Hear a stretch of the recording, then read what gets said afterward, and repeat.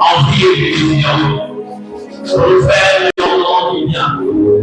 Seigneur Dieu, avec ce soir, par la confiance de ce soir, par l'enseignement que nous soyons pratiques et que nous soyons forgés, capables, Seigneur, de l'accomplir ta volonté, de la passer dans ta présence.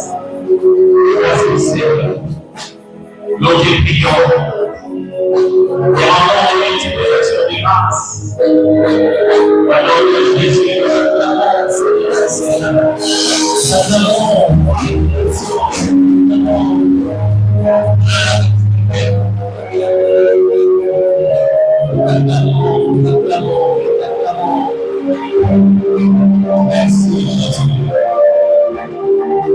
merci le Seigneur, le Seigneur.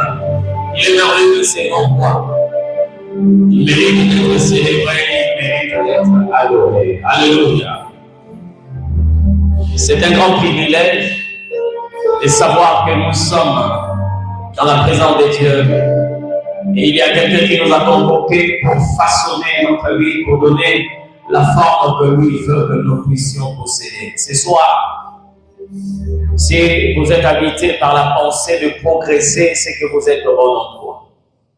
Amen.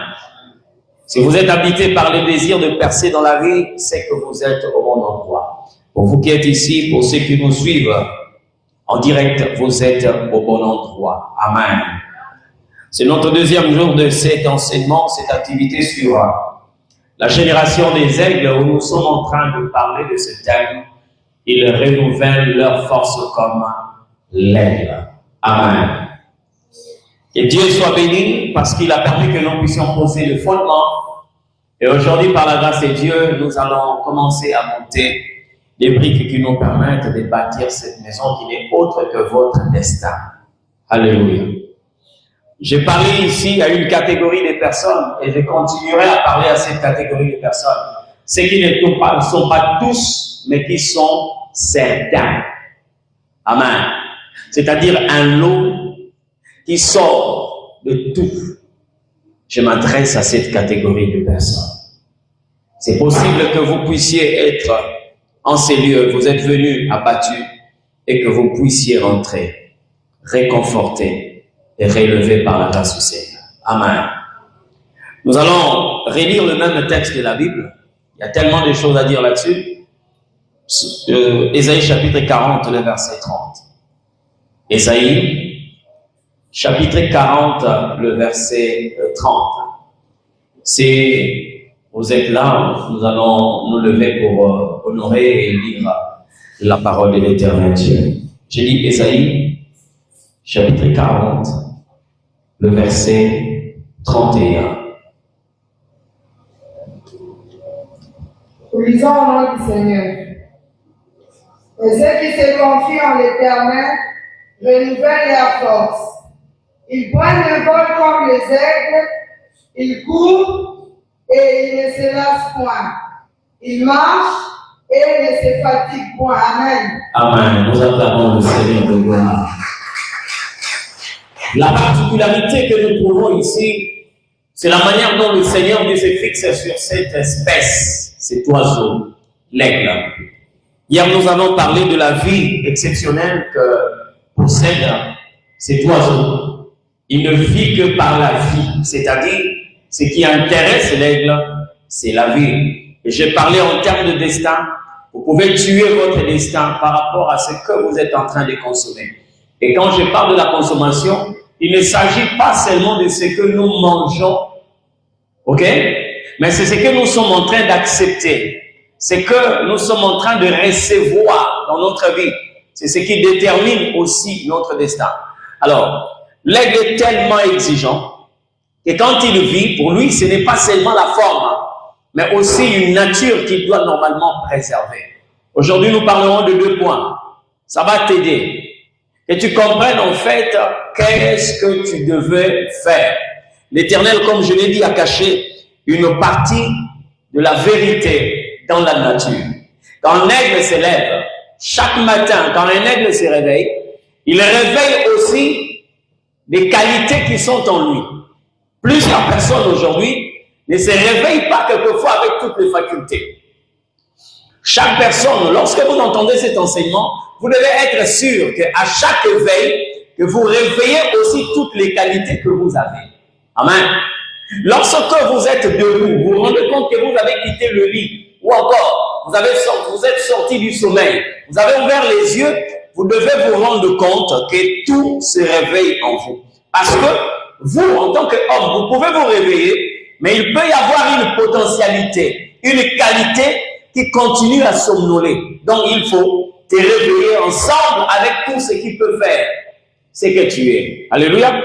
Et dans cet enseignement, on est en train de parler de comment est-ce que l'aigle se réveille.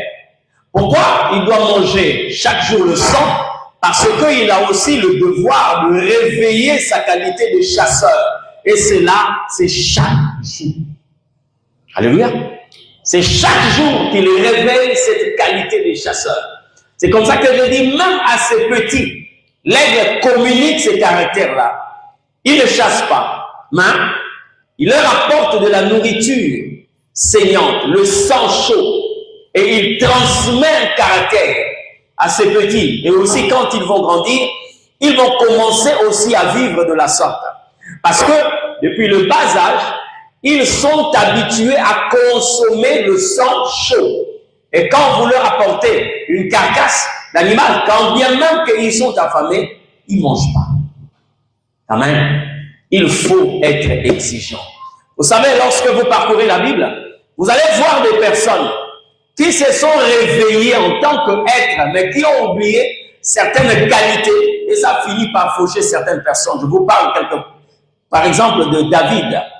David est connu comme un guerrier. Regardez toutes les guerres que David a eu à participer. Cela a été toujours une réussite et un exploit pour lui. Il a commencé même à combattre avant qu'il ne soit même enrôlé dans l'armée d'Israël. David a commencé même à défendre les troupeaux de son père, leur seul héritage.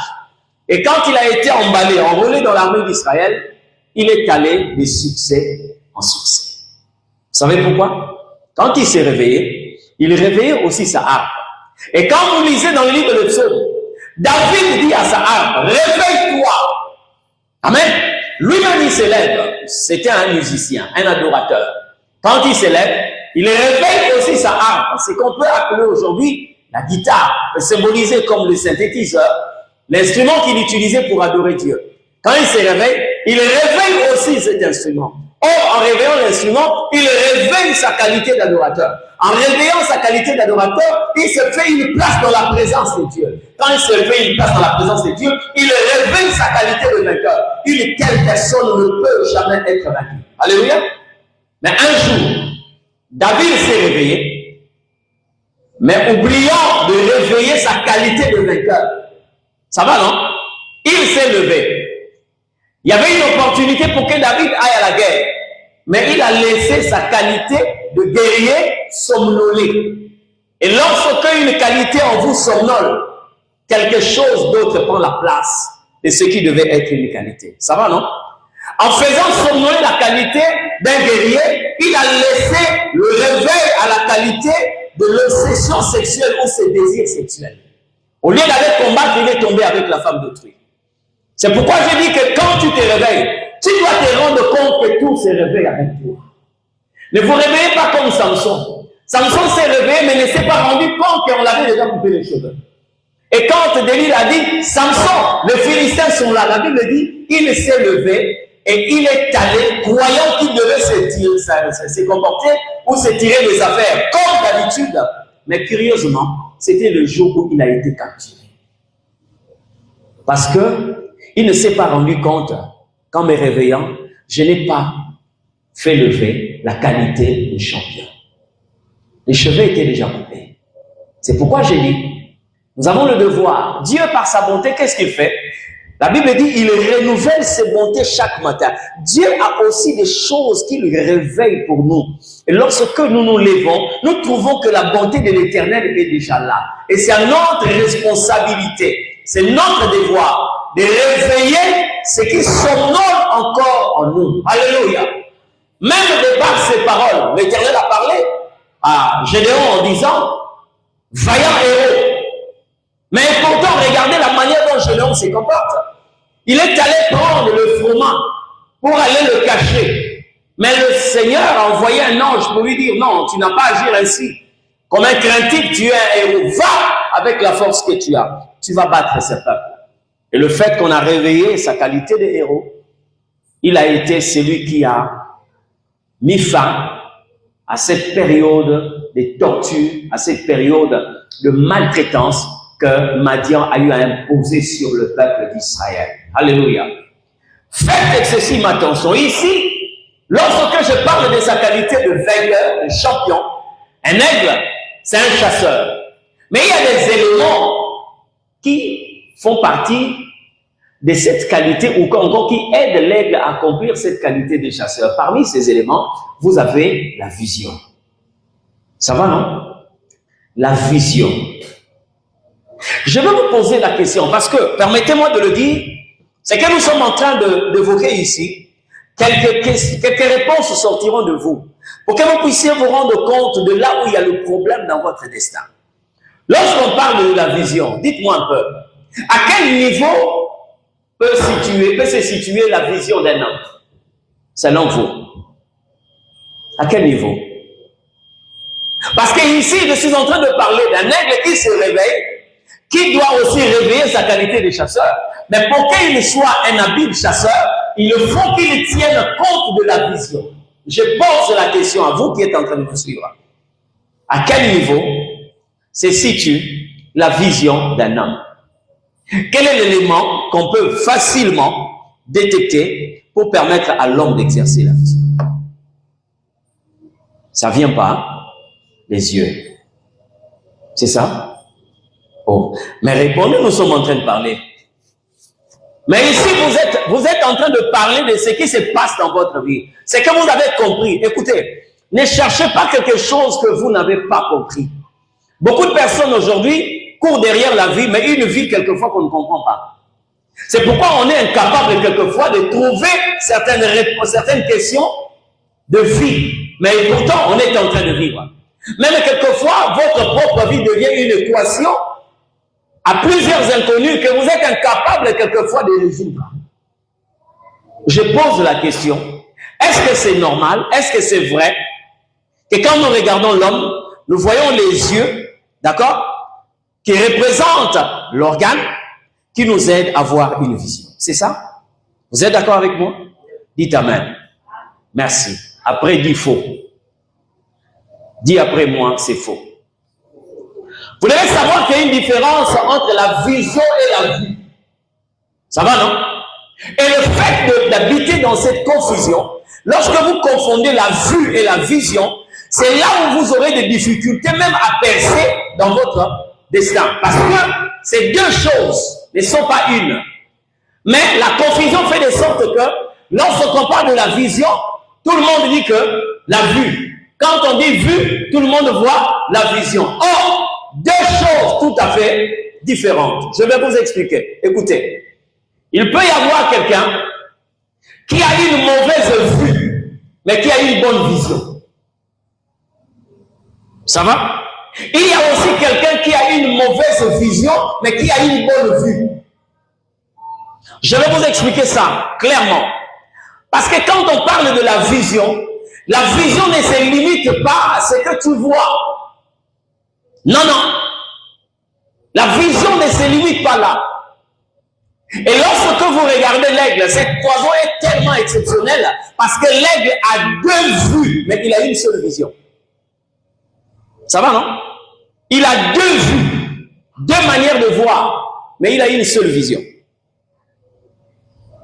L'aigle a la possibilité de voir dans les hauteurs, mais voir une chose qui est à terre avec de plus amples détails. Mais vous savez qu'il est l'oiseau qui vole le plus haut possible. Mais il a la possibilité de voir. Je ne dis pas percevoir, voir. Vous avez déjà, certainement vous avez déjà pris une moto, hein? Vous avez déjà été à bord d'une moto, c'est pas ça? Lorsque vous êtes sur une moto et que le motard, roule à tombeau ouvert, c'est-à-dire il est à vive allure. Comment vous vous comportez? Est-ce que vos yeux peuvent rester écartés comme ça? Comment vous vous comportez? Vous êtes obligé soit de fermer les yeux parce que vous ne supportez pas le vent. Ça va, non? Mais l'aigle, lui, il est dans les hauteurs. Mais il a les yeux ouverts et il voit jusque la terre. Deux vues, une seule vision. Pourquoi est-ce que nous parlons de la vue et pourquoi nous parlons de la vision? Écoutez, quelqu'un peut ne pas avoir une vue, mais avoir la vision. Je vous explique. Bartimée était un aveugle. Ça va, non? Bartimée était un aveugle. Mais la Bible dit, pendant que Jésus était en train de passer, Bartimée va appeler Jésus, fils de David, aie pitié de moi. Or, lorsque vous voyez la manière dont la Bible révèle la naissance de Jésus-Christ, les anges, ou encore les anges qui ont donné les messages aux différentes personnes, Marie, le groupe de bergers, les mages, quoi encore, Siméon, personne n'a sorti le nom de fils de David. C'est pas ça. Il s'appellera Emmanuel, ce qui signifie Dieu parmi les hommes. C'est le sauveur de l'humanité. Il vous est né aujourd'hui dans la cité de David un sauveur. Jésus, le Christ, le roi.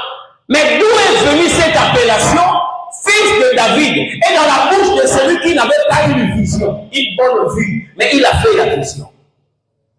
Ça va, non? Mais vous allez vous rendre compte, bien aimé, si vous confondez ces deux choses, vous êtes déjà dans l'erreur et vous êtes dans une situation tellement grave parce que la vision est combattue par la vue et la vue aussi combat la vision. Je vais vous expliquer ça. On est en train d'évoluer. Mais lorsque vous prenez quelqu'un comme Bartimée, le fait d'appeler Jésus fils de David, c'est une grande révélation. En réalité, pendant qu'il appelait Jésus fils de David, il savait, il faisait allusion à la victoire de Goliath, plutôt la victoire de David sur Goliath, et il sait que Jésus est aussi celui qui doit vaincre l'ennemi le plus téméraire de sa vie. C'est comme ça qu'il l'appelle fils de David. Et je l'ai dit une fois ici, si Jésus-Christ était en train de marcher, parce qu'il voulait que cette révélation atteigne un grand nombre de personnes. Vous savez que Jésus était la première personne à voir Bartimée, parce qu'il était devant la foule, mais il est passé. Il est la première personne à connaître ce qui était dans le cœur de Bartimée, mais Jésus est passé. Il a voulu que la révélation qui était intérieure soit connue de plusieurs personnes pour que l'on sache, au-delà de l'appeler Emmanuel, Christ, Fils de Dieu, je sais pas, Jésus, le Sauveur, il est aussi le Fils de David. Il est en train de réveiller ici la promesse que l'Éternel Dieu avait fait à David en disant, un enfant sortira de toi et celui qui prendra l'éternité de ses trônes. Il ne parlait pas de Salomon parce que Salomon est mort, mais il parlait de la personne de Christ qui devait descendre dans la lignée de David. Mais dites-moi un peu, qui lui a communiqué cela? Qui a dit à Bartimée que celui qui passait là s'appelait le fils de David? Regardez ce qui est plus percutant. Lorsque Bartimée entend le bruit des gens qui marchent, il pose la question, c'est qui? Les gens qui m'ont répondu à Bartimée ont dit, c'est Jésus de Nazareth qui passe. Il a entendu le nom de Jésus de Nazareth, mais il a fini par l'appeler fils de David. Ça veut dire quoi? On peut vous présenter quelque chose, mais celui qui a une vue va parler de la chose, mais celui qui a une vision va parler de ce que les autres ne voient pas dans cette chose. La vision, c'est autre chose. La vision, ce n'est pas ça. Et lorsque vous avez un problème de vision, écoutez, j'ai parlé hier de Samson, hein? Samson. Dieu, lorsqu'il se rend compte que vous avez un problème de vision, le plus beau cadeau que Dieu peut vous donner, vous savez c'est quoi? C'est de vous détruire les yeux. Ça vous paraît difficile, hein? Quand Dieu voit que vous n'avez pas un problème, vous n'avez pas un problème de vue, mais vous avez un problème de vision, le plus beau cadeau que Dieu peut vous faire, c'est de vous détruire la vision. Lorsque vous regardez la vie d'Isaac, fils d'Abraham. Il a eu un problème de vision. Quelle vision? Parce que la Bible dit que lui, il aimait Ésaü plus que Jacob. Vous avez vu ça, non? Isaac aimait Ésaü plus que Jacob. Or, la vision de Dieu ne prenait pas cette direction. L'Éternel avait déjà déclaré qu'il avait aimé Jacob et il avait rejeté Ésaü. Il a déclaré très bien que le plus petit dominera sur le plus grand. Or, parmi ces deux enfants qui étaient dans le même sein, c'est Ésaü qui était rejeté et Jacob qui était choisi par l'Éternel. Ça va, non?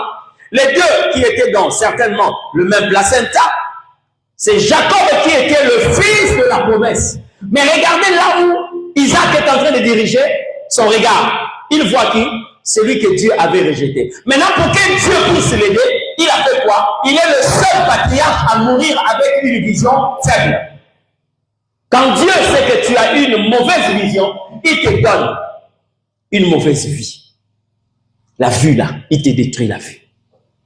C'est comme ça que Dieu va aider Jacob, plutôt Isaac, à accomplir la volonté de Dieu. Parce que s'il voyait, il allait forcément chercher à bénir Ésaü. Or, en voulant bénir Ésaü, il était contre la vision de l'Éternel Dieu. Alors pour l'aider, Dieu l'a détruit. Les yeux. Alléluia. Mais j'aimerais vous dire une chose. Dans la vie d'une personne, le diable n'a rien à faire avec votre vue, mais il attaque la vision. Et quand vous êtes en train de vivre le malheur d'un homme, d'une famille, d'un peuple, une nation, c'est lorsqu'il n'y a pas de vision. Et lorsque vous regardez, même nos nations ont un problème de vision. Vous allez poser à quelqu'un la question, quelle est ta vision? Pour par exemple ces quinquennats, maîtrise pas. Vous voyez quelqu'un mettre sur pied un parti politique, vous lui posez la question, quelle est ta vision? Vous voyez les gens commencer à balbutier. Parce que très souvent aussi, il y a une confusion entre la vue et la vision. La vision ne sort que de ceux qui sont visionnaires. C'est la vision qui fait de quelqu'un un visionnaire. Il y a des personnes qui peuvent occuper la place d'un visionnaire, mais n'ayant aucune vision. Et si c'est dans une famille, cette famille se perd. Si c'est dans cette nation se perd. Si c'est dans un pays, le pays s'égare. Parce qu'il n'y a aucune vision. Alléluia. Il est temps que chacun de nous cherche à avoir une vision. Écoutez, je préfère encore avoir quelqu'un qui a une mauvaise vue, mais qui a une bonne vision, que d'avoir quelqu'un qui n'a pas une vision, mais qui a une bonne vue. Quand j'ai parlé de la guerre entre la vue et la vision, vous allez vous rendre compte, comme je l'ai dit, le diable attaque la vision et non la vue. Il n'a pas un problème avec ta vue. C'est comme ça que la Bible est en train de dire, Abraham a reçu la promesse de l'Éternel, laquelle Dieu lui a dit, l'enfant de la promesse sortira de toi. C'est vrai qu'il a été quelquefois emballé par le désir de sa femme Sarah, mais Dieu était en train de lui parler de Sarah, quand bien même que c'était comme une source qui était déjà bouchée, mais l'Éternel ne parlait que de Sarah. Mais la Bible est en train de dire, durant la période de cette promesse, Abraham ne considéra pas que son corps était usé. Pourquoi la Bible parle de la sorte? Parce que ce que tu vois va certainement contredire ce à quoi tu es appelé. Et la vérité, comme je l'ai dit, le diable attaque la vision. Il attaque la vision, pas la vue. Mais maintenant, les gens qui sont appelés à exceller avec le Seigneur, tel que la Bible est en train de nous parler de cet oiseau exceptionnel qui est l'aigle, vous devez faire de sorte que c'est ta vision qui doit influencer ta vue. Mais il ne faut pas que ta vue influence ta vision. Ça va, non? Abraham a entendu Dieu parler. Il savait qu'un enfant va sortir de lui. Mais lorsqu'il regardait son corps, il voyait que son corps avait des rides. Il commençait à vieillir. Mais à cause de la vision, la Bible dit, il ne considéra pas que son corps était usé. Il a cru à la vision. Et c'est ce qui a fait qu'aujourd'hui, nous parlons d'Abraham comme étant le père de la foi. Amen. J'aimerais dire à quelqu'un, l'homme qui a reçu de Dieu une vision se retrouve dans un environnement qui lui donne à croire que cette vision ne peut pas s'accomplir. Non, effectivement, Dieu t'a appelé à accomplir ces choses. Parce que le diable fera le nécessaire, de manière à vouloir toujours te mettre dans un environnement pour te pousser à douter de cette vision, de ce que tu es en train de voir. Amen. Si nous parlons de David, quand David est en train de voir la généalogie de Saül, il voit que Saül a un enfant. Parmi ses enfants, il y a Jonathan. Jonathan a aussi des enfants. Parce que la royauté est transmissible de père en fils. Toi, tu deviendras roi quand? Parce que nous avons déjà la 3e génération. Saül, Jonathan, Méphibosheth. Toi, tu deviendras roi quand? Tu comprendras que non, peut-être que Dieu a voulu seulement me faire plaisir à ce que je vais entendre. Or, la vision de Dieu reste la vision de l'éternel Dieu. J'étais en train de parler à quelqu'un. Le Seigneur est en train de me parler pendant qu'il me posait des problèmes et tout. Docteur, j'ai reçu beaucoup de promesses de la part du Seigneur. Je ne sais pas comment faire. Les choses deviennent tellement dures. Les choses deviennent dures.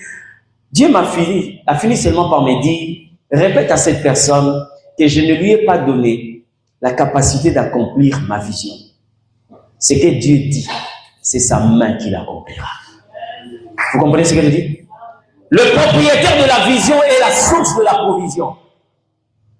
C'est lui qui a donné la vision. C'est lui qui donnera la provision. Mais alors toi, tu dois discipliner ta vue. Parce que très souvent, vous allez vous rendre compte, là où Dieu passe, il ne donne pas l'impression qu'il va passer par là. Ce que Dieu fait, vous allez vous rendre compte, ce qu'il promet, entre ce que vous voyez et la promesse de Dieu, il y a toujours un ravin. Et les gens finissent par repousser chemin. Lorsque vous êtes convoqué dans une grande vision, vous devez discipliner votre vue. Il est possible que quand le Seigneur est en train de dire que voilà, il est le sauveur de l'humanité, il vous est né un sauveur, vous allez trouver que le sauveur lui-même n'a pas pu trouver une place dans l'hôtellerie. Hein?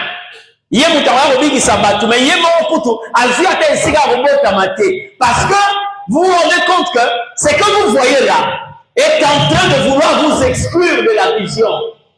Et lorsque l'étoile est en train de montrer le chemin, vous allez vous retrouver là où il y a un grand visionnaire, mais vous le trouvez dans une crèche. Ça sent mauvais. Ça là, c'est une barrière pour dire aux charnels que ici, ce n'est pas votre affaire. Ce n'est pas votre affaire. C'est comme ça que certaines personnes se retirent. Ne comprenons pas que la vision ne peut pas se marier à la vue. Alléluia. Mais il est bien aimé, lorsque tu te rends compte que tes yeux veulent te faire pécher, c'est mieux que tu fermes les yeux. Amen. C'est mieux que tu fermes les yeux. Il y a quelqu'un qui a adopté cette posture dans la Bible. Il s'agit de prophète Élie. Le prophète Élie. Il a reçu de l'Éternel Dieu que la pluie devait tomber après 3 ans et demi. Lorsque le temps est arrivé, Élie s'est rendu compte que le temps est arrivé. La pluie va tomber. Mais quand il dit que la pluie va tomber, il n'y avait pas la météo qui pouvait annoncer une telle pluie. Parce que cette pluie ne venait pas de l'atmosphère, mais cette pluie venait de l'insigne de l'Éternel. Alors qu'est-ce qu'il fait? Au lieu de se lever, de commencer à regarder, à chercher là où il y a la nuée, il s'est dit lui-même, je préfère me mettre à genoux. Or, la Bible est en train de dire ceci, Élie prit sa tête, il mit entre ses genoux. Cette position que Élie avait adoptée, c'est la position que prenaient les femmes en Israël pour accoucher. Les femmes en Israël n'accouchaient pas dans cette position que nous voyons aujourd'hui. Les mamans, excusez-moi, il faut que j'explique certaines choses. En Israël, les femmes accouchaient en position de prosternation pour faciliter la sortie de l'enfant. Or, si Élie prend cette position, c'est qu'il est en train d'annoncer au prophétique que je suis en train d'accoucher quelque chose. C'est que vous ne le voyez pas, moi je le vois. Et il a dit à son serviteur, regarde du côté de la mer, est-ce qu'il y a un nuage? Il a regardé, il a dit qu'il n'y a rien. Mais pourquoi Élie insiste? Parce qu'Élie ne se confie pas à la vue, mais il se confie à la vision. Il voit la vision, pas la vue. Cette fois, tourne-toi. Il dit, il n'y a rien, maître, il n'y a rien. Je n'aimerais pas voir des serviteurs qui sont des Ivoiriens. Alléluia. Pendant qu'Élie est en train de voir ces choses, mais son serviteur ne voit rien. Je ne vois rien. Vois encore, ne vois rien. 7e fois, il dit à son maître, je vois un nuage qui a la forme d'une paume de main d'homme. Quand Élie a entendu ça, il dit maintenant à son serviteur, va dire à Akab qu'il atteigne son char et qu'il prenne la fuite parce que le petit nuage que tu as vu là, c'est ce qui va remplir tout le pays et il y aura une grande pluie, une importante pluie. Alléluia. La vue, ce n'est pas la vision. Alléluia. Lorsque vous allez, vous venez quelque part, lorsque vous entrez dans une vie, lorsque vous arrivez dans un ministère, je te donne les éléments. Lorsque vous trouvez que c'est une crèche, c'est là où naissent les grands rois. Lui-même, il a déclaré en disant, le royaume de Dieu ne vient pas de manière à frapper le regard. Regarde bien les mains. Le jour où Jésus est né, la Bible dit, une étoile a apparu. Tout le monde pouvait voir l'étoile. Ça, c'est la vue. Mais la vision, c'est comprendre que cette étoile parle de la naissance d'un roi. Ça, il n'y a que les mages qui peuvent comprendre ça. La vision, c'est autre chose. Amen. C'est comme ça que les gens se découragent. Dieu te parle. Il te charge d'une vision. Mais il ne peut pas te mettre dans un environnement qui, quelquefois, marche le pair avec la vision. Non. La vue. Hier, j'ai parlé de la montagne et la citerne. Pendant que Joseph entend son élévation, où est-ce qu'on l'a placé? N'est-ce pas dans une citerne? Mais quand tu vois la citerne, tu es capable de sortir le son. Si c'était un papier, tu balances ça. Hein? Quand tu vois qu'il y a un silence, on est en train de t'accuser faussement. Tu as abusé de la femme de ton chef, un violeur. Et tu te rends compte que là-bas, le ciel est calme. Dieu ne parle pas. Aucun prophète pour te justifier. Et là où Dieu t'a amené, il n'y a pas de prophète, il n'y a que des devins. Alléluia. Qui peut capter la pensée de Dieu. Personne ne parle. Même quand Potiphar va consulter ses devins, personne ne dit mot. Parce que ce qui t'arrive là, c'est dans la vision de l'Éternel. Tout le monde ne peut pas le voir. Alléluia. La vision, ce n'est pas la vue. Et regardez comment est-ce que les gens, quelquefois, ont une bonne vue, mais une mauvaise vision. Je te parle de Lot. Quand tu regardes la scène de Lot et Abraham, tu comprends ce qui se passe. Abraham avait une bonne vision. Mais qu'est-ce qu'il dit? Il dit à son neveu Lot, toi choisis d'abord. Si tu vas à gauche, moi j'irai à droite. Si tu vas au nord, moi j'irai au sud. La Bible dit, Lot leva les yeux. Il vit la plaine de Sodome et Gomorrhe qui ressemblait à un jardin de l'Éternel. Ça va, non? Ce qu'il voit là, c'est la vue. C'est pas la vision. Parce qu'il a oublié. Il croyait peut-être que tellement que cette plaine est verdoyante comme ça, je vais amener mon troupeau parce qu'il avait la richesse en termes de bétail. Ça va, non? Il dit, c'est là où je vais multiplier mon troupeau. Mais il est parti avec son troupeau, il est sorti main vide. Là où il croyait, multiplier c'est bien. Il est sorti main vide. Après, quand il a choisi, Dieu dit à Abraham, maintenant lève tes yeux, regarde, partout où vont arriver tes regards, je te le donnerai. Dites-moi un peu, qui a la taille qui peut lui permettre de voir tout un pays? Qui peut posséder une telle taille? Même Goliath n'avait pas une telle taille. Même si on peut te placer au-dessus de l'échangeur, tu ne peux pas voir toute la ville de Kinshasa. Mais Abraham avait une taille comme moi. Abraham avait une taille comme toi. Parce que s'il avait une taille exceptionnelle, la Bible allait mentionner cela. C'est pas ça. Il avait une taille normale comme toi et moi. Mais là où il était là, il a vu tout un pays. Canaan. Par quel moyen? Ce n'était pas par la vue, mais c'est par la vision. L'aigle, c'est un oiseau qui vit par la vision.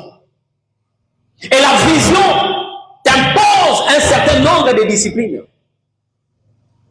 La vision te pousse à adopter des disciplines, un certain nombre d'éléments pour que tu puisses accomplir cela. Mais j'aimerais dire à quelqu'un, la vision ne se limite pas dans l'espace, ni encore dans le temps que vit l'homme. Ça va, hein? Ouais. Vous savez quoi? Ah, bon. Laissez-moi prêcher la Bible. Amen. Laissez-moi prêcher la Bible. Hein? Parce qu'il y a des moments, quelquefois, ces choses, quelquefois, c'est d'ici, vous voulez toucher à gauche, vous voulez toucher à droite, vous voulez, comprenez? Mais nous ne pouvons pas nous taire parce que c'est la vérité. Alléluia. Nos pays souffrent parce que les gens, quelquefois, font la politique par rapport à la vue et non par rapport à la vision. Hein?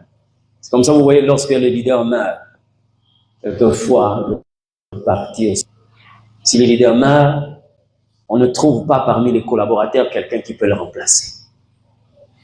Si ce n'est pas sa femme, c'est des enfants. Un problème de vision. Alléluia. Un problème de vision.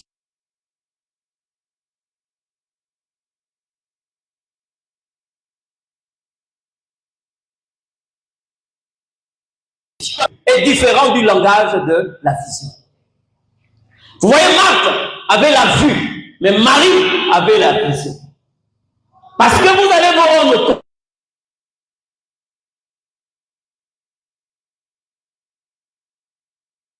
Elle va briser le vase d'albâtre. Elle va prendre le parfum, elle répand sur la personne de Christ. Même pour votre instruction, ou pour votre connaissance, pour acheter l'albâtre, c'était un parfum qui coûtait très cher qu'on achetait en Égypte. Le prix fixé pour ces parfums-là pouvait valoir l'économie de toute une année. Hein?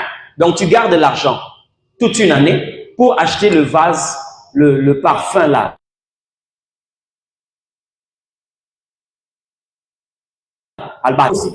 Ces parfums-là avaient un effet aphrodisiaque.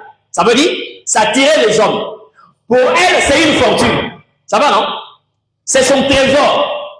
C'est son compte bloqué. C'est tout ce qu'elle a comme bien. Le vase d'albâtre.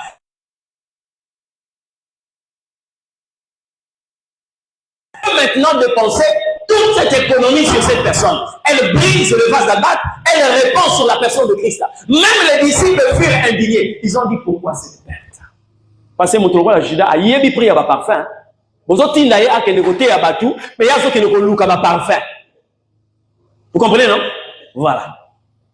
Et ce n'est pas bon d'emballer ceux qui ont la pensée du commerce dans les affaires de Dieu. Ce n'est pas bon d'emballer ceux qui ont la pensée du commerce dans la politique du pays. Parce qu'ils ne vont jamais rendre l'ascenseur, ils ne vont jamais faire ce qu'ils devaient faire comme un apostolat. Amen. Tant que vous comptez 100 millions d'habitants, il y a en termes de chiffres. C'est une bimisi taxe, $1, $1, j'aurai 100 millions de dollars. C'est un commerçant. Vous comprenez ce que je dis? Lorsque ça rentre dans les affaires de Dieu, quand tu es invité dans une église et que tu te rends compte que c'est une petite église en termes de superficie, en termes de nombre, tu dis, ils vont me donner combien? Quand les commerçants entrent dans la spiritualité. Amen. Judas a dit, pourquoi cette perte? On pouvait vendre ces parfums et donner l'argent aux pauvres. Jésus a dit, vous avez toujours des pauvres, même moi, vous n'avez pas toujours. Mais écoutez-moi très bien. Cette femme a fait quelque chose de très prophétique. Partout où on parlera de l'évangile, on parlera de cette femme, de ce qu'elle a fait. Amen. Je n'aimerais pas ouvrir cette parenthèse parce que ça va nous tirer en longueur. Partout, on parlera de cette femme. On parlera de l'évangile, on parlera aussi de cette femme, de ce qu'elle a fait. C'est qui? Marie. La même Marie se retrouve avec sa sœur. Jésus vient visiter cette famille. Et quand Jésus arrive dans cette famille, Marthe se précipite dans la cuisine et Marie vient s'asseoir au pied du maître. Alors que Marthe est en train de se voir travailler dans la cuisine, à prêter ce que Jésus va manger, elle se rend compte qu'elle est tellement surchargée, elle sort pour dire au Seigneur, est-ce que tu ne peux pas permettre à Marie de venir me seconder ou encore me porter main dans la cuisine? Jésus lui a dit, tu t'agites pour beaucoup de choses, mais Marie a choisi la bonne part qui ne lui sera jamais ôtée. Donc vous comprenez que c'est une femme qui avait la vision. Elle a fait la vision. Et c'est la même Marie qu'on voit à la résurrection de Jésus-Christ. C'est la même Marie qui va aller dire aux apôtres que je l'ai vu. La même Marie. La vue et la vision. Alléluia. L'aigle, c'est cet animal, cet oiseau, qui a une vision exceptionnelle. Ça fait de sorte que, quand elle voit, par exemple, quand il voit une proie, vous n'êtes pas en train de savoir qu'il y a un aigle qui a déjà aperçu une proie. Par exemple, une marmotte, un castor. Mais l'aigle se dit, c'est ma proie, ça c'est ma nourriture. Maintenant, c'est là où entre la vue. Ça va, non? C'est là où entre la vue. Donc, dans sa vue, il calcule la distance.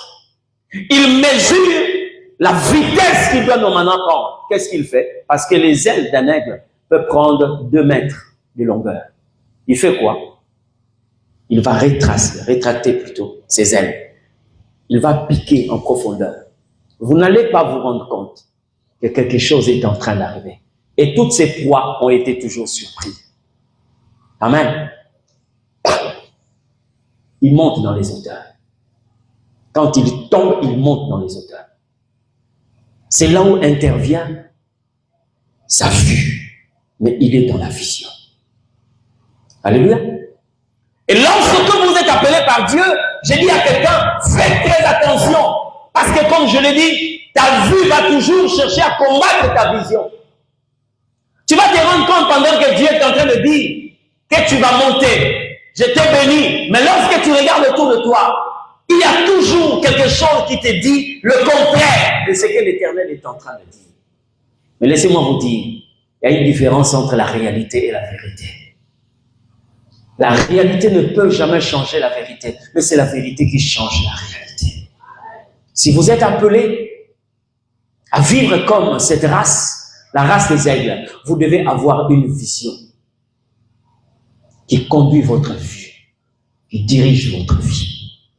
Écoutez, je vais vous dire certainement des choses qui vont vous situer par rapport à la pensée du Seigneur. Vous savez, la génération actuelle, c'est une génération qui a reçu de l'Éternel Dieu la grâce d'avoir des visionnaires.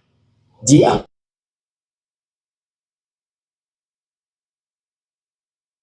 Amen. Lorsque vous lisez le livre de Joël, le Seigneur dit ceci: dans les derniers temps, je règle mon esprit sur toute chair. Vos fils et vos filles prophétiseront.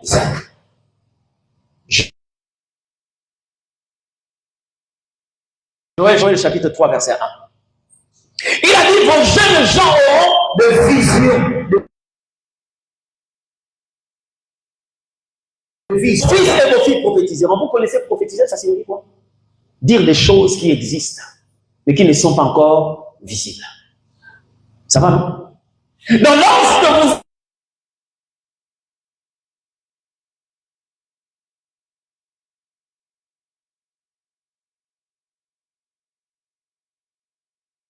le Seigneur est en train de parler, vous ne pouvez pas être surpris par des événements, parce qu'il a répondu la grâce par le Saint-Esprit que nous puissions être des visionnaires.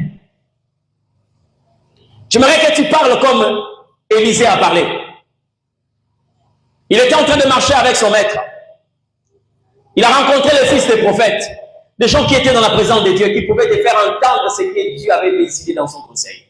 Il était en train de marcher. Élie ne lui a rien dit. Il était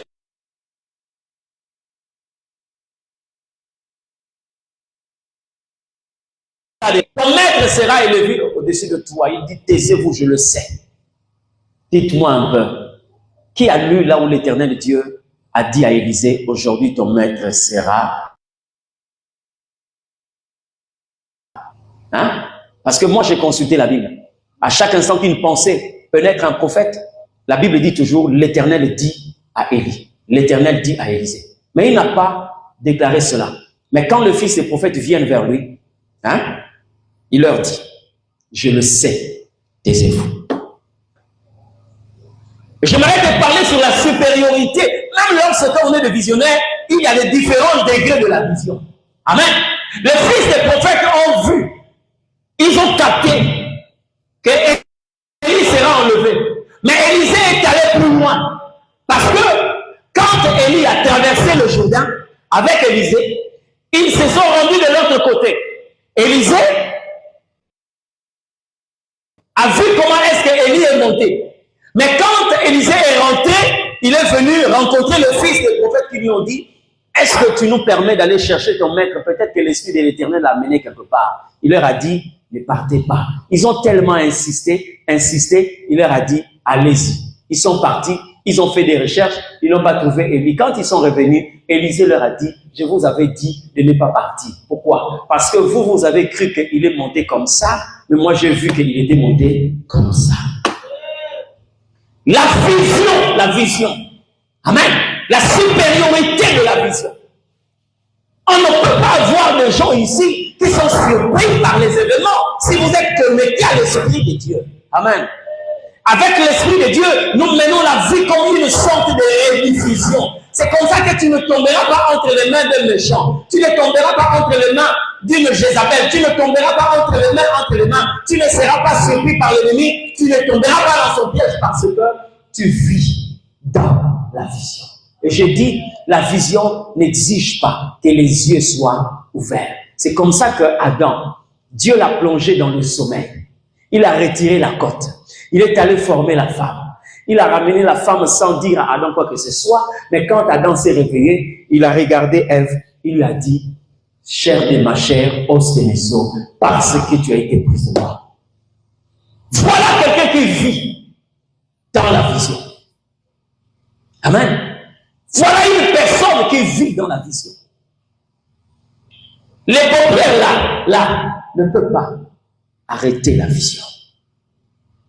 Amen. L'aigle et cet oiseau qui vit par la vision. Amen. Quand vous voulez tuer un aigle, maîtrisez sa vision. C'est comme ça que je dis hier. N'écoutez pas n'importe qui. Ne suivez pas n'importe qui. Si vous faites partir de cette génération, dite la génération des aigles, ne donnez pas les oreilles aux éperviers. Ils peuvent vous apprendre à manger des cadavres. Or, l'aigle ne mange que la viande fraîche, c'est-à-dire ce qui vit. Ils peuvent vous permettre de commencer à manger, même de la pourriture. L'essentiel, c'est d'avoir un estomac plein. Mais pour nous, le problème n'est pas seulement de manger, mais quoi est-ce que nous devons manger? Alléluia. Si vous voyez une femme comme la Sunamite, qui quitte sa chambre, tard dans la nuit, elle commence à se promener. Et elle demande aux sentinelles de la ville, est-ce que vous avez vu celui que mon cœur aime? Est-ce que vous avez vu celui que mon cœur aime? Non, on l'a pas vu. La Bible dit, il est passé même, il a parlé au gardien de la ville. Est-ce que vous avez vu celui que mon cœur aime? Il a dépassé cela et il a rencontré celui que son cœur aimait. Vous savez, il était qui? Hein? Je vous pose la question. Vous savez l'homme que la Sunamite était en train de chercher? L'amour de son cœur. C'était qui? Un berger. Un berger. Dans ces siècles-là. Dans ces siècles. Hein, maman Karine? Vous avez votre fille là, non? Elle vous amène un fiancé. Vous lui posez la question. Osarani. Adina beaucoup là bataba. Ça vous fait rire, hein? Tu te rends compte que la fille a étudié. Elle a une licence en économie. J'ai beaucoup de pensées pour cet enfant. Tu regardes la beauté de l'enfant, tu vois le jeune homme, donc tu te dis, donc ici, ce qui va être donné en abondance ici, c'est la viande de chèvre. Donc moi, on a tabandé à l'indi. Mais tu te rends compte que la vie ne va pas se limiter là. Qu'est-ce que vous allez faire?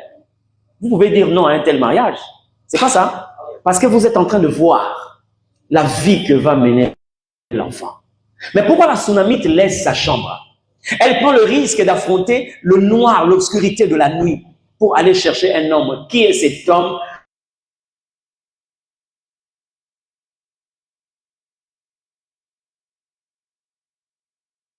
C'est compte que c'est la stratégie de Dieu.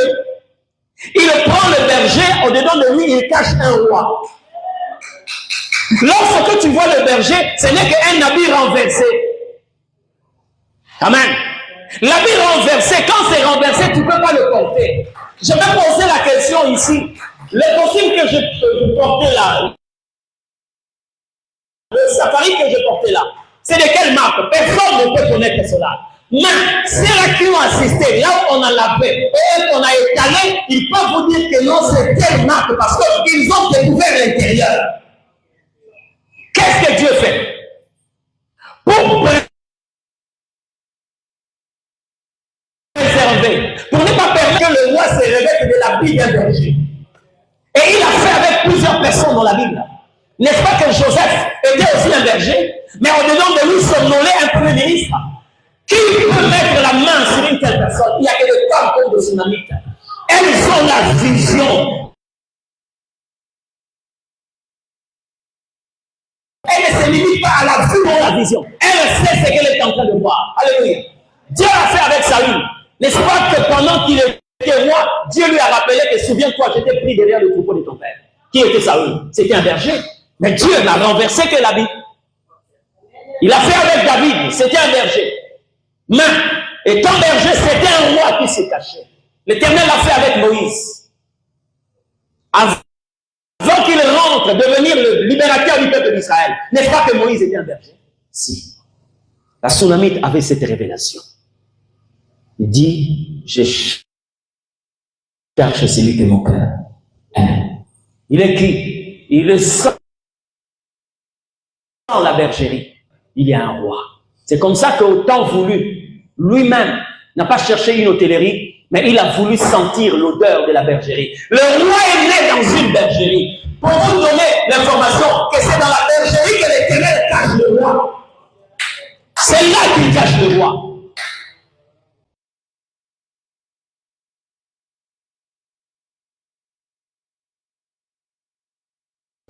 Ça, ce n'est que la vision. Il va pousser quelqu'un qui va te dire. Elle va te trouver dans la boue. Mais elle sait. C'est un géant qui est en train de somnoler. Vous savez comment une femme qui a une vision parle? Hein? La femme qui a une vision ne parle pas de l'homme qu'elle voit présentement. Mais elle parle de l'homme qu'elle est en train de voir dans le futur.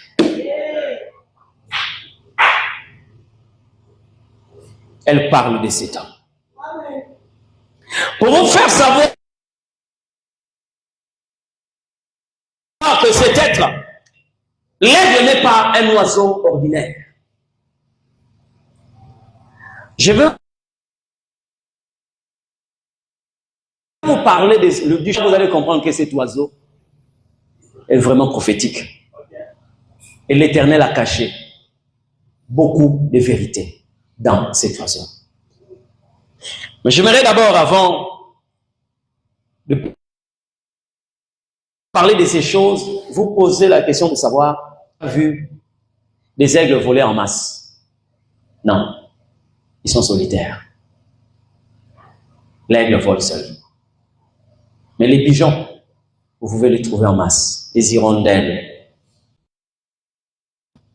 Les hérons, vous pouvez les trouver en masse. Les moineaux, vous pouvez les trouver en masse. Mais l'aigle vole en solo. Vous savez pourquoi? Peut-être que Dieu voulant, je vais développer ça demain. Mais je vais vous parler sur le choix du partenaire. Pour vous faire savoir que l'aigle a une vision qui dépasse même l'homme. Vous savez comment les aigles se multiplient? La responsabilité est partagée entre le mâle et la femelle.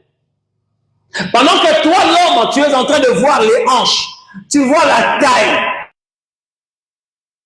tu vois le costume, tu vois le teint, tu vois la famille, tu vas de nous communiquer pour montrer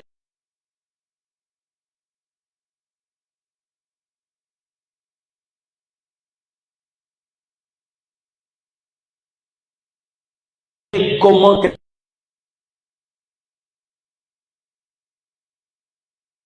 ça, loin de là.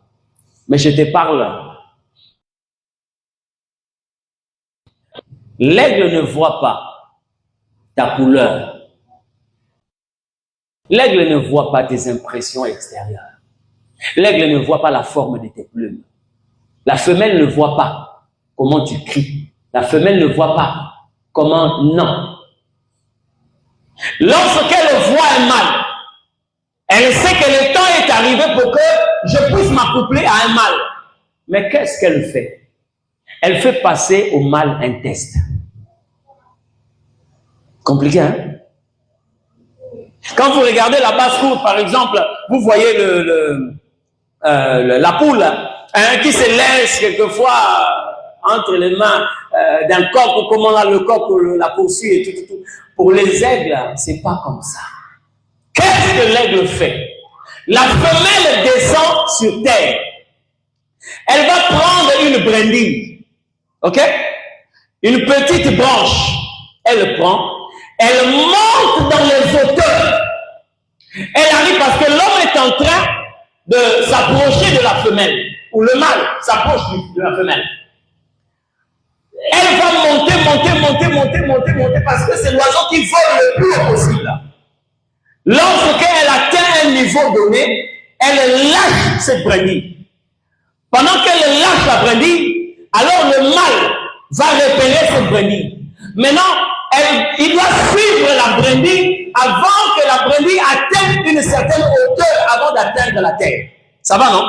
Lorsque la brindille descend en vitesse, l'aigle aussi augmente sa vitesse parce que s'il rate la brindille, il rate l'accouplement. Vous comprenez? Dès qu'il vient, il prend la brindille, il remonte là où il y a la femelle. Arrivé là-bas, la femelle reprend la brindille. Elle monte encore.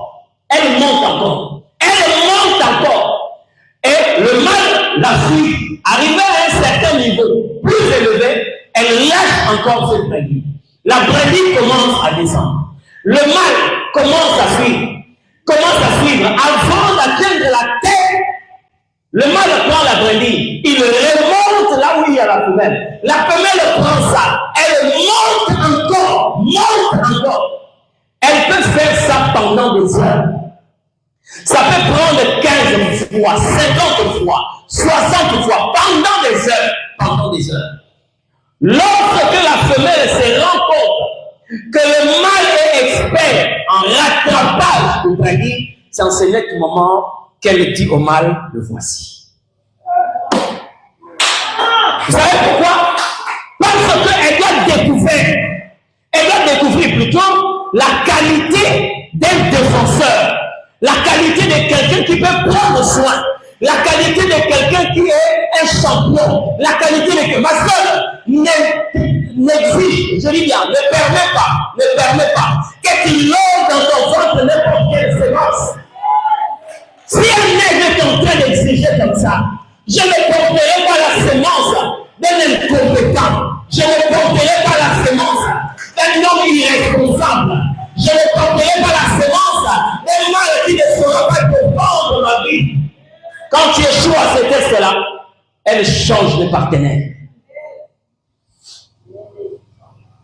La sagesse que Dieu a mis dans cet oiseau-là. Amen. Ma soeur, vous qui n'êtes pas encore mariés là, hein?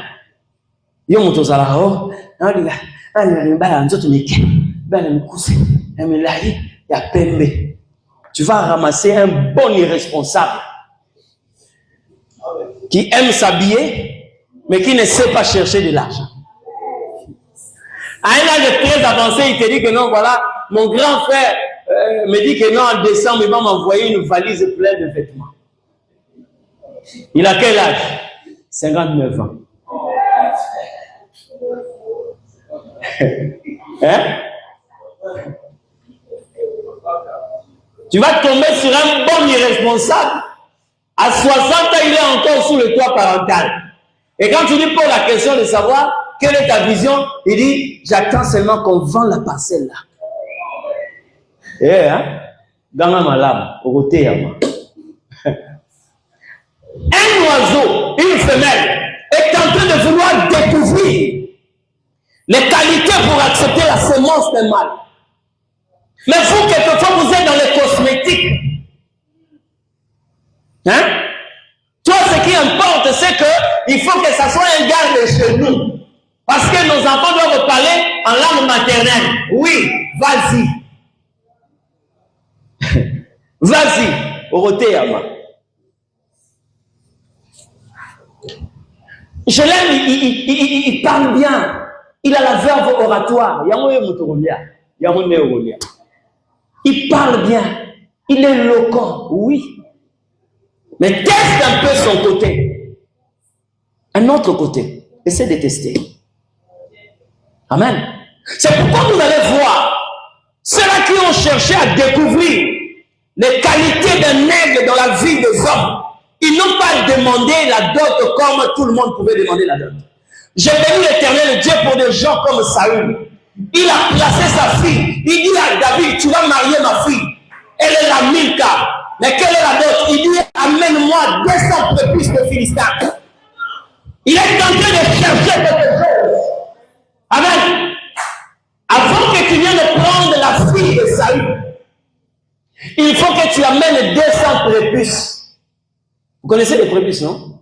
Les Philistins étaient des incirconcis. D'accord? Or, les Juifs sont des circoncis. Donc, quand tu tues un Égyptien, un Philistin, tu prends le couteau, tu le circoncis. Tu prends le prépuce là, tu mets dans le carquois. Il faut faire 200. Parce qu'un homme normal ne peut pas te dire que non, bon voilà, prends le prépuce et va donner à ton beau kilo. Non, il ne va pas l'accepter. Tu n'as pas d'anesthésie. Ce que tu peux faire de plus pour qu'il ne souffre pas, tue-le. Et quand il est arrivé, il a mené un sac. D'autres, il amène un sac. Il dépose et le beau-père commence à dire à ses conseillers, comptez ça. 1, 2, 3, 4, 100, 123, 150, 200. C'est bon, c'est bon, c'est bon, tu peux prendre la femme. 1000 cas. Viens, j'ai payé la dot. J'ai payé la dot. Alléluia. David est en train de prouver à Saül que je suis capable de défendre ta fille. Je suis capable de verser le sang pour elle. Amen. Ici, il est en train de bénir tous les hommes. J'ai vu certaines images. La ville était trempée, inondée. J'ai vu un homme. Ce n'était pas pour son bonheur. Ils sont en train de voir la famille derrière cet homme. Avec une pousse remplie d'immondices. Dans l'eau sale, il est en train de faire déplacer cette pousse.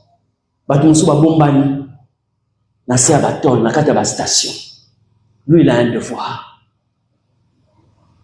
Voilà des gens qu'il faut soutenir. Des gens qui peuvent affronter les vents et les tempêtes pour prendre soin. C'est pourquoi j'ai souvent l'habitude de le dire. Enfant, un profond respect pour tes parents.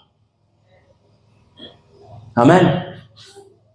Une fois, j'étais en train de parler aux jeunes. Je leur ai dit lorsqu'on vous pose la question de savoir quel est le sacrificateur que vous connaissez dans votre vie. Si vous êtes de cette église, ne commettez pas l'erreur de citer mon nom en tant que sacrificateur. Oui, je le suis. Mais avant que vous puissiez me connaître, vous avez connu un sacrificateur. C'est pas ça.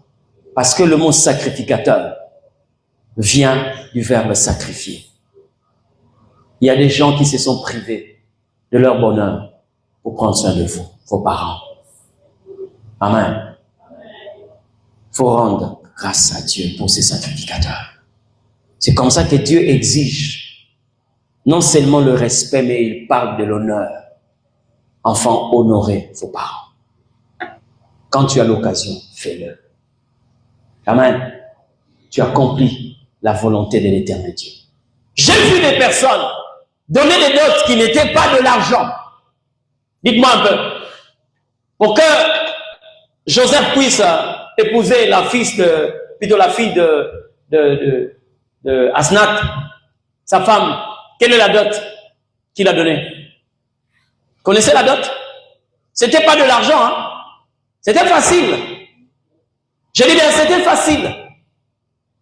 Que non, bon voilà, comme tu es engagé, maintenant là tu vas avoir une somme que tu vas donner à ton beau-père. Mais Joseph a donné une dot. C'était l'interprétation d'un songe que personne ne pouvait interpréter. Quand il a interprété le songe, Pharaon s'est rendu compte que ça là, personne n'a la possibilité de le faire. Or, en interprétant le songe, on est en train d'épargner déjà l'Égypte et une bonne partie du monde qui sera frappée par cette grande famille. C'était sa dot. Vous comprenez ce que je dis? Quand la femelle est en train d'exiger, maman, c'est pourquoi il faut demander à Dieu. J'ai entendu une fois, on était ici avec le pasteur Jean-Claude, on a pris ces jours-là un bus pour rentrer à la maison.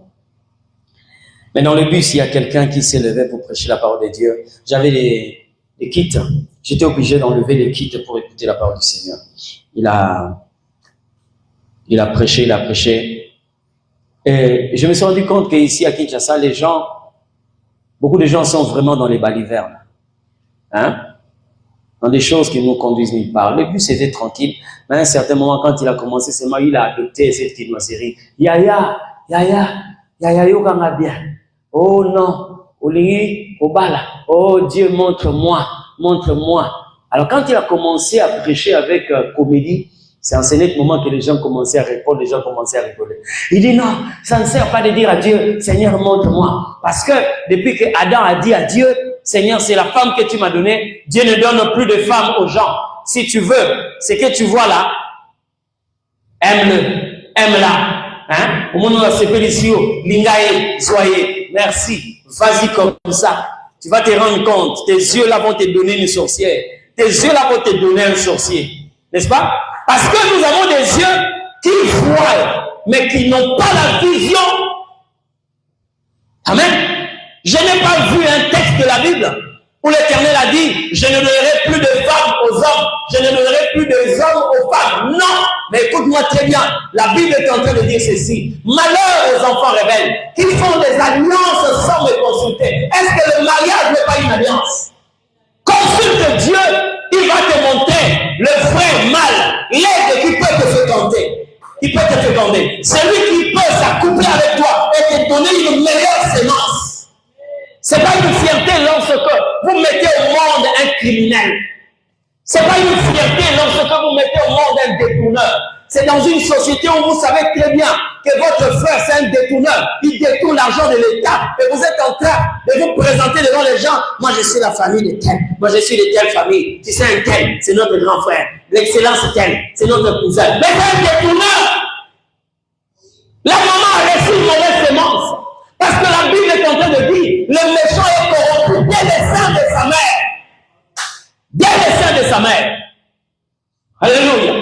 C'est comme ça que Dieu va protéger Marie pour ne pas s'accoupler à n'importe qui. Parce que toi, tu vas être fécondé par le Saint-Esprit. Dieu a préparé un destin descendant de David, Joseph, je te donne ce cadeau, cette femme. Prends-la. Alléluia. Prends-la. Il y a des gens qui ne peuvent pas accepter n'importe quoi. Ma soeur, au-delà de tes préférences, demande à l'Éternel Dieu. Hein? Oya kovanda mbetu moko na nduki. Ya bimi yotikali. Avant pas bima, alali sipe on a kati envoûtement. Ozoyi batesi akendaki.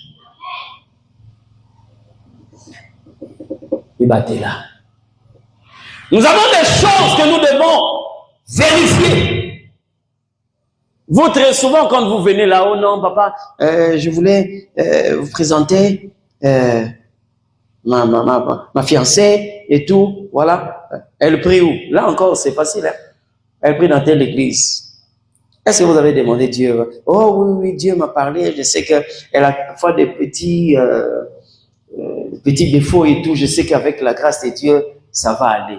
Grâce à mon Dieu, tout ça là. C'est toi qui changes les gens. Fais attention, hein. Ta vie est tellement précieuse. Tu ne peux pas t'allier à n'importe qui. Tout ce que tu vois n'est pas appelé à faire route ensemble avec ton destin. Vous comprenez ce que je dis? Faites excessive attention.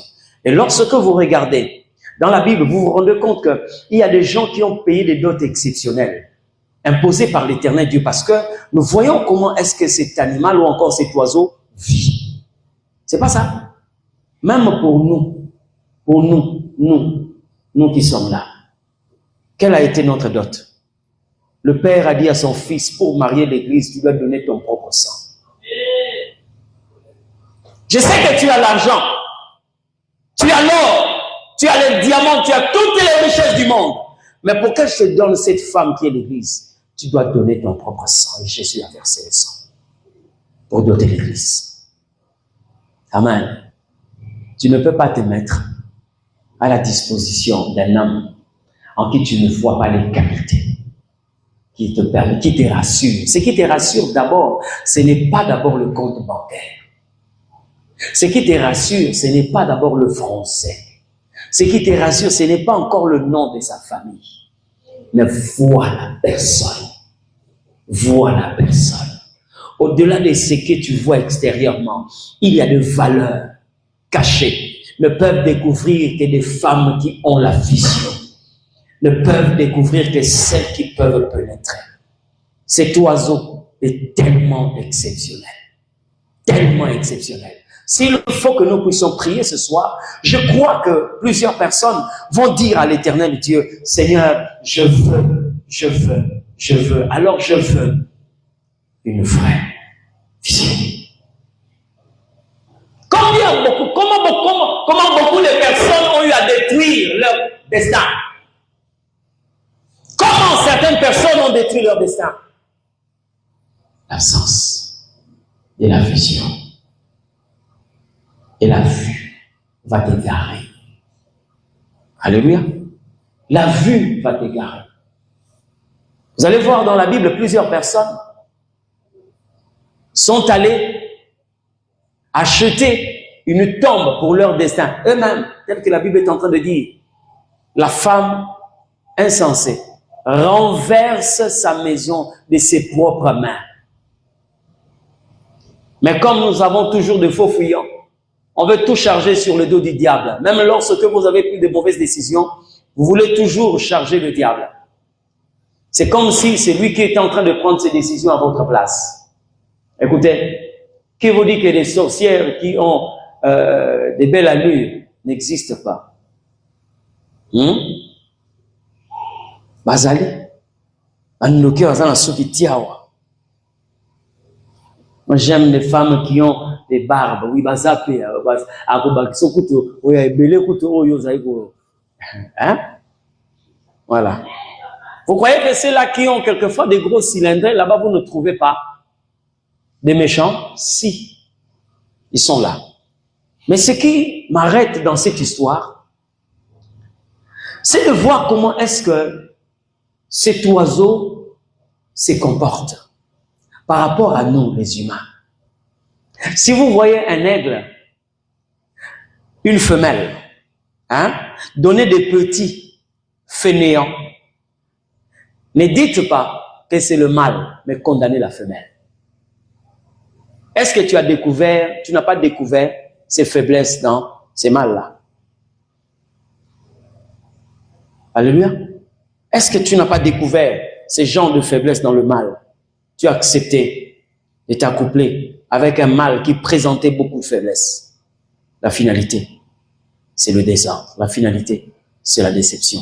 J'ai vu des mamans pleurer à cause du fruit de leurs entrailles.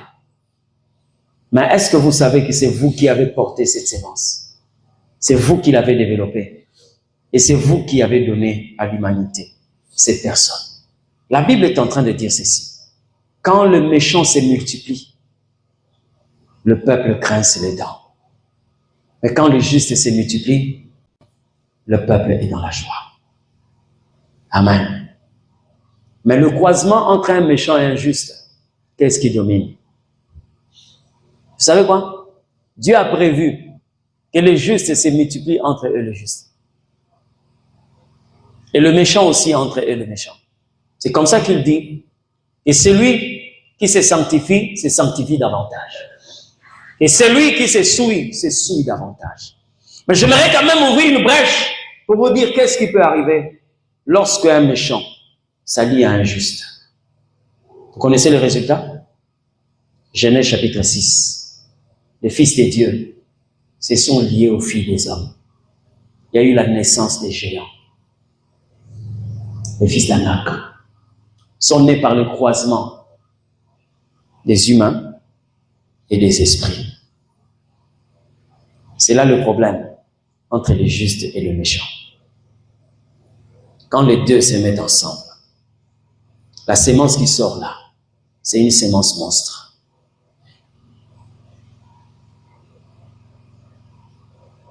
Je suis en train de parler à quelqu'un et je t'en supplie. Faites ceci, ma attention. Suis-moi très bien. C'est que la femelle exige avant l'accouplement va être pratiqué après l'éclosion. Comment? Je parlerai de cela demain. Comment est-ce que l'aigle conçoit le nid? Mais j'aimerais quand même anticiper un point pour vous faire savoir pourquoi est-ce que la femelle exige ça. Pourquoi Dieu a mis dans la tête de cette femelle une telle intelligence d'exiger que l'homme soit capable de rattraper des brindilles ou des branchages. Pourquoi? Parce que, arrivé à un certain moment, l'aiglon qui a grandi dans le nid se voit être dans le confort.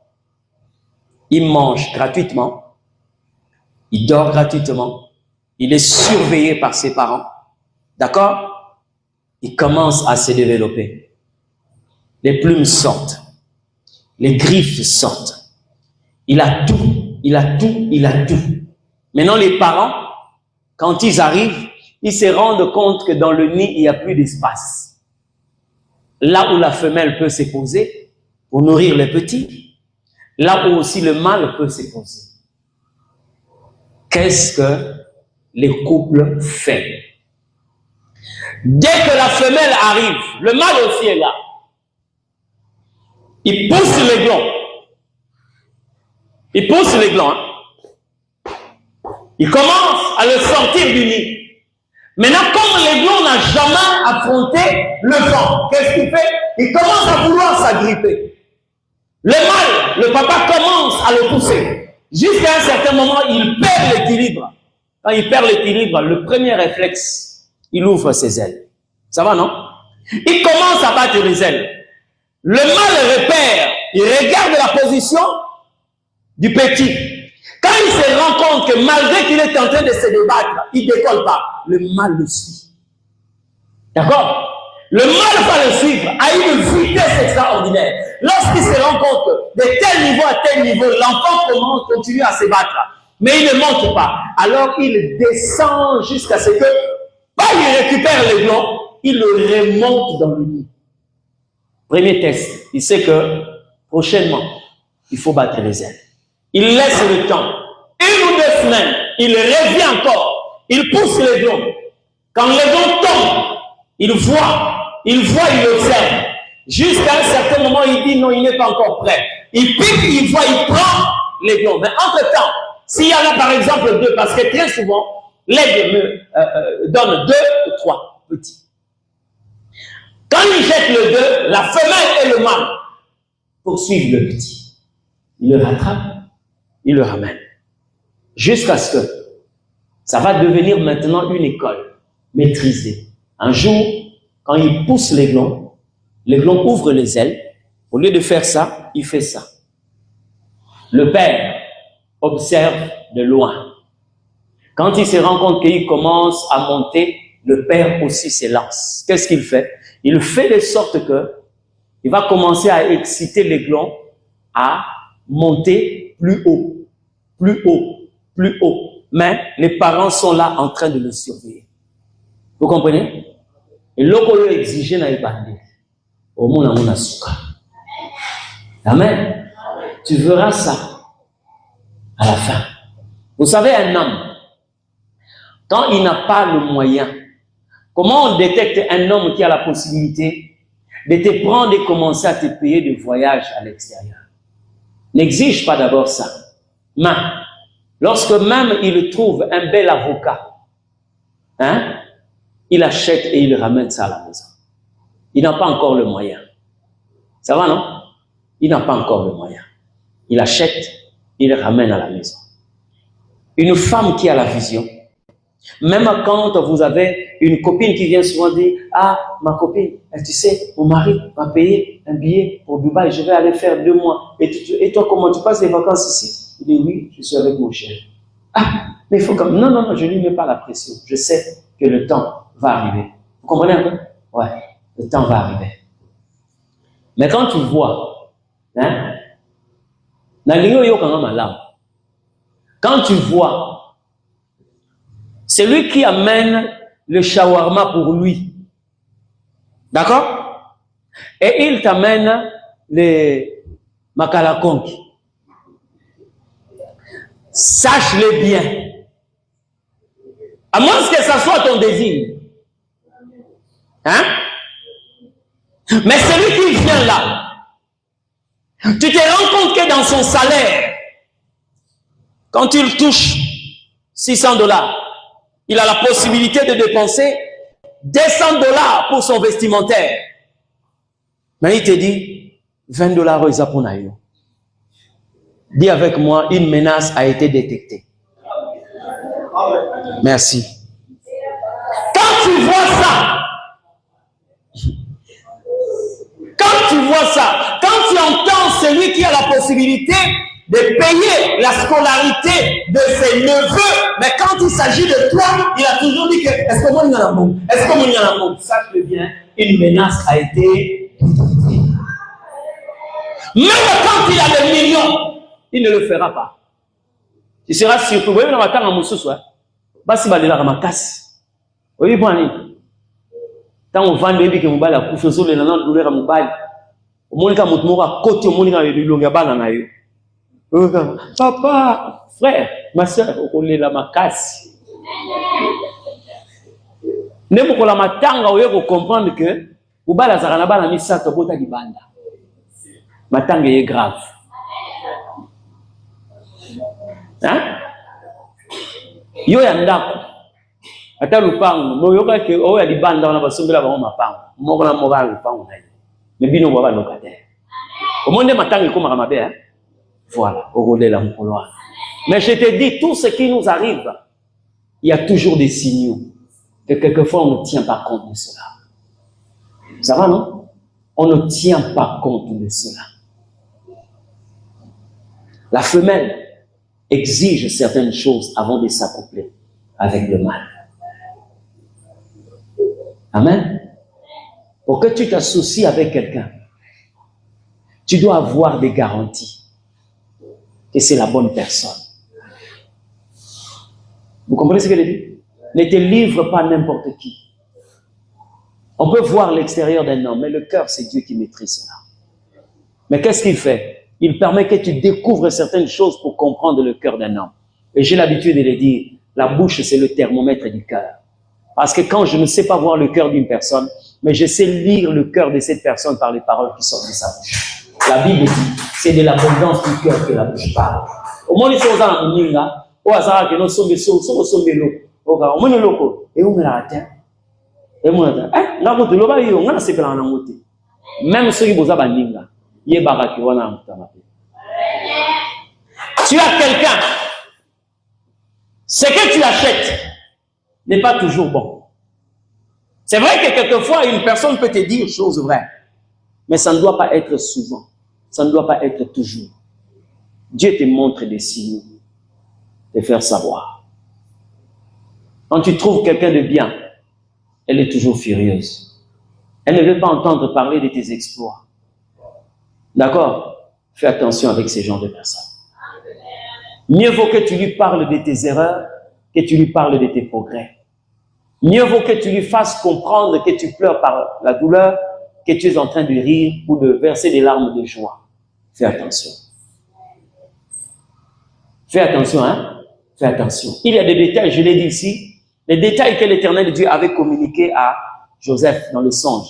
Mais il n'a pas tenu compte de ces détails-là et pourtant tout a été dit. Si je vous prends le premier songe, avant que les fleurs, ou encore les gerbes plutôt, se prosternent devant la gerbe de Joseph, ces gerbes étaient d'abord debout. Ça va, non? Parce que comment il a compris la prosternation? Parce qu'à un certain moment, toutes les gerbes étaient debout, mais il s'est rendu compte que sa gerbe est restée debout et les autres se sont prosternés. Le langage, c'est quoi? Avant qu'ils se prosternent, ils vont se dresser d'abord contre toi. Dieu avait tout dit. Ça va, non? Voilà. Même son deuxième songe, Dieu avait tout annoncé. Pourquoi les étoiles, ça ne sort que la nuit? Pourquoi la lune et le soleil? Ça forme un phénomène qu'on appelle l'éclipse. Ça veut dire que, et l'obscurité de l'éclipse et l'obscurité qui fait paraître les étoiles, ça dit tu seras dans une confusion terrible. Et quand vous regardez la vie de Joseph, vous vous rendez compte que, il est vendu, il est dans une nation où il est esclave. 2, il est dans une prison pour des faits qu'il n'a pas eu à commettre. 3, il est dans une prison où même le propriétaire de la prison ne connaît pas qu'il est là-bas. Parce que cette prison appartenait au roi. Avant que tu sortes, il faut que le roi parle. Or, ce n'est pas le roi qui t'a envoyé là-bas. Donc, tu es déjà dans les oubliettes et l'acte de décès est déjà signé parce que qui peut te sortir de cette situation? Mais l'Éternel est le seul à t'aider à briller quand bien même l'obscurité devient totale. Amen. Il y a toujours des signaux qui montrent que ici, c'est pas un bon terrain. Mais j'ai entendu les gens dire, l'amour est aveugle, que n'aura l'aveuglement amoureux au foot amour. Et ça paye cash, hein? L'amour est aveugle. Sois conduit par les sentiments, tu le payeras cher. Amen. L'aigle, c'est un oiseau qui vit par la vision. Ce soir, ce que je veux te demander, c'est que que l'Éternel Dieu restaure ta vision. Que tu apprennes à déconsidérer tout ce que tu es en train de voir. Ma soeur, Dieu peut t'envoyer un ministre, mais il est encore en chômage. Vous pouvez être dans une grande difficulté, mais ce n'est qu'un désert qui annonce l'entrée en Canaan. Ne trahis pas ce mari-là. Ne trahis pas cet homme. Dieu sait ce qu'il est en train de faire. Vous pouvez traverser des périodes difficiles. Ce n'est qu'une école de Dieu. Il est en train de vous forger pour que la deuxième saison puisse s'annoncer. Ce soir, j'aimerais prier avec quelqu'un. Est-ce qu'une personne est en train de dire à Dieu, Seigneur, me voici dans ta présence. Seigneur, me voici dans ta présence. J'aimerais encore monter. Seigneur, j'aimerais encore percer. Grand Dieu, je viens renouveler, Seigneur Dieu, ma confiance. Je sais que ce que tu as dit se réalise. Je sais que ce que tu as dit va s'accomplir. Mais Père éternel, ne laisse pas que ce que je vois puisse influencer ma vue. Ce que je vois puisse influencer ma vision. Je sais, Seigneur Dieu, ce que tu dis finit par se réaliser. Tu peux élever ta voix dans Dieu. Tu commences à prier. Bien-aimé, j'aimerais dire à une personne, Le combat est là, c'est vrai. Mais